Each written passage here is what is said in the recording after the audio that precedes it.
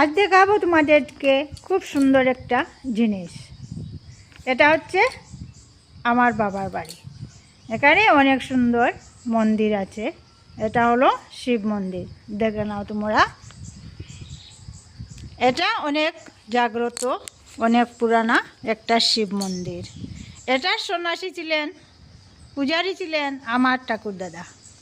আমার ঠাকুরদাদা ছিলেন গৃহত্যাগী একজন বৈষ্ণব। এখানে আছেন ভগবানের শিব মহাদেবের পাথরের শিলা। এখানে আছেন কালী কালী রক্ষাকালী শ্যামাকালীর শিলা। এখানে আছেন মা বিশ্বহরি। এখানে আছেন মা দুর্গা, মা ভৈরব, সব অনেক দেবতারা পিছন দিকে আরও রয়েছেন।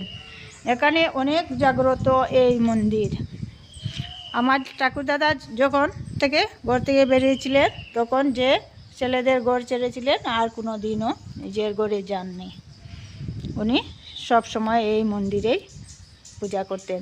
ওনার ঠাকুরদাদার মন্দির এই যে, আমার ঠাকুরমার মন্দির এই যে, ঠাকুরমা ঠাকুরদার মন্দির একসাথে আছে।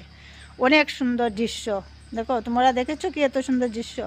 সব দিকে নদী, উপরে পাহাড়, এইদিকে রাস্তাও আছে, মেইন রোড আছে। এদিকে আমার কাকার বাড়ি আছে, জেঠার বাড়ি আছে। অনেক সুন্দর সুন্দর দৃশ্য আছে। ওই দেখো নদী, সব দিকে নদী, রাস্তা, পাহাড়। আমার ভাইয়ের বাড়ি ওইখানে আছে, বাড়িটাও সুন্দর। কাকা জেঠা সবাই আলাদা আলাদা বাড়ি নিয়ে এখানে আছেন। অনেক সুন্দর দৃশ্য।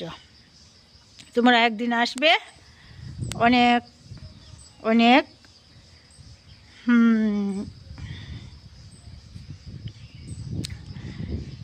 জাগ্রত মন্দির, একবার আসবে দেখে যাবে। বাই।